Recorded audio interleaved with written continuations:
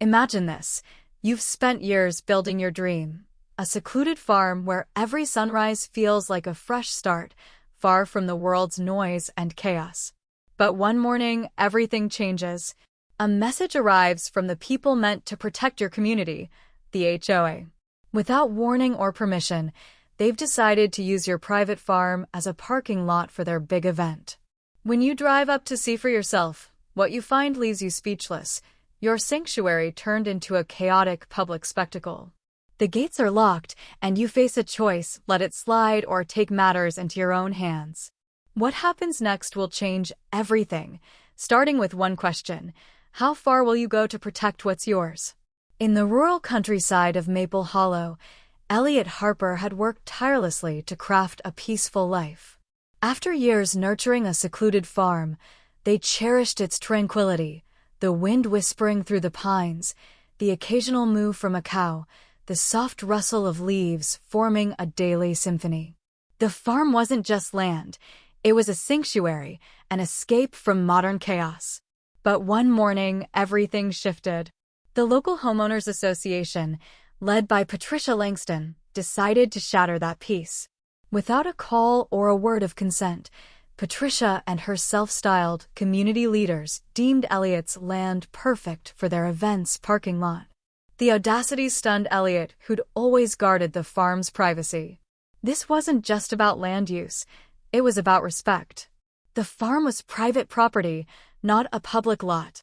The HOA's brazen move wasn't just an invasion of space, it was a violation of Elliot's independence. A line had been crossed, and Elliot wasn't about to let it stand. Patricia, the HOA's self-appointed queen, was notorious for her overbearing demeanor. She wore her authority like a crown, infamous for unilateral decisions. Her emails dripped with passive-aggressive community invites, and she imposed her will without consulting those she claimed to represent. But this time, she'd gone too far. Elliot's farm wasn't a community perk, it was private, outside her control. Patricia arrived with an air of superiority, expecting to transform the farm into a makeshift parking lot. Her entitlement was palpable, but she didn't realize who she was up against. Elliot wasn't just any landowner. They'd spent years cultivating this haven and weren't afraid to fight for it. "You should be glad we're using your land," Patricia said, her voice laced with fake sympathy, as if she were doing Elliot a favor. To her, it was for the greater good. To Elliot, it was clear. Patricia saw no boundaries, just an open space to exploit. She didn't know her actions would spark consequences she couldn't imagine. At first, Elliot hoped it was a misunderstanding. Maybe Patricia didn't grasp how personal the farm was. But driving up, the sight was surreal. The farm was a chaotic parking lot, SUVs, luxury sedans, pickups, and minivans strewn across dirt paths. A tacky tent stood with a banner, "Welcome to the Maple Hollow Support Point, official HOA event parking lot." Elliot's jaw dropped. It felt like a nightmare. What was meant to be a peaceful retreat was now a public circus, cars packed like a mall at Christmas. People in bright yellow vests directed traffic, as if it were a festival. One, not recognizing Elliot, waved and said, "Park in the back, sir, plenty of space." This wasn't just an invasion, it was a violation of trust. Elliot had kept the farm off limits to the public, a haven for peace, not HOA chaos.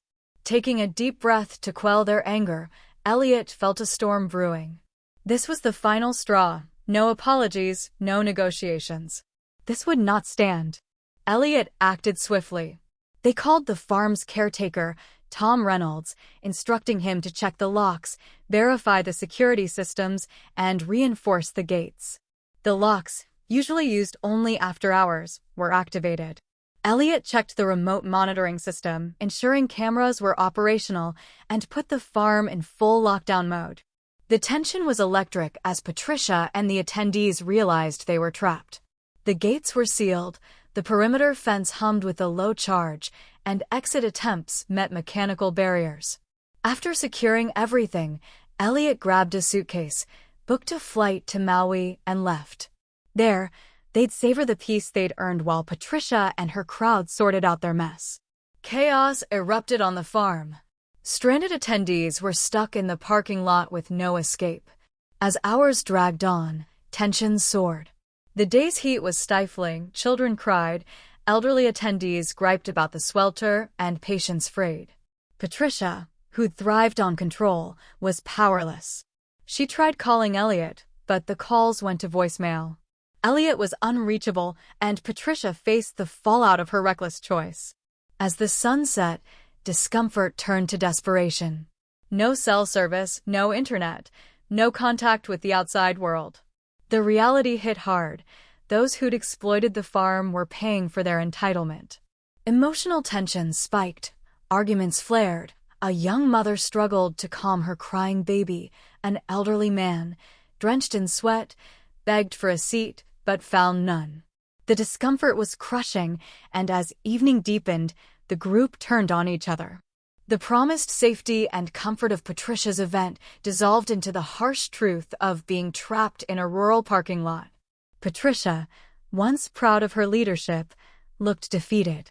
Her great success was a disaster.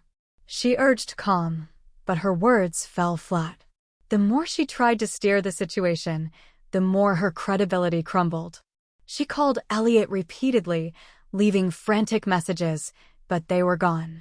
She tried contacting Tom, who'd taken a well-deserved break. No one could fix her mess.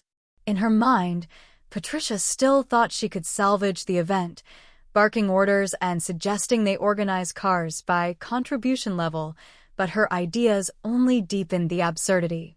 Her power slipped away, and she was no leader anymore.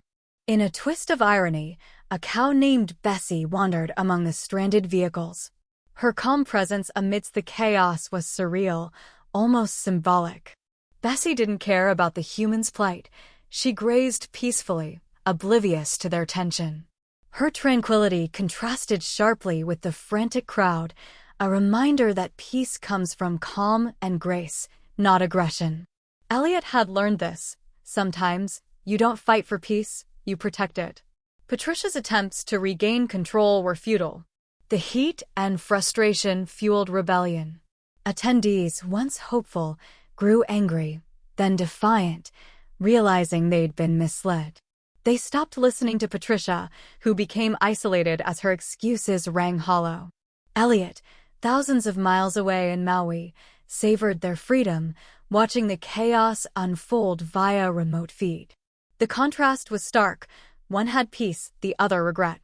When Tom returned and unlocked the gates, the damage was done.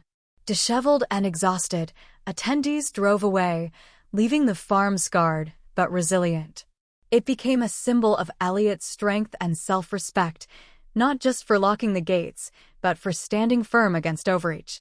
Patricia tried to salvage her dignity, but her reputation was ruined. The Maple Hollow community turned on her, abolishing her HOA role. A new board, led by a neighbor who valued fairness, took over, ensuring no repeat of her tyranny. The final lesson was clear. The best way to handle those who overstep is to protect what's yours and stand unwavering. Elliot's farm returned to its serene state, marked by a small wooden sign at the gate. Respect requested. Entry by permission only. That simple message ensured the farm remained a haven, untouched by outside chaos. Patricia's influence was erased, her event a cautionary tale. Elliot, back from Maui, walked their land, the wind in the pines and Bessie's gentle moo restoring the symphony of peace. The farm was theirs again, a testament to boundaries and the courage to defend them.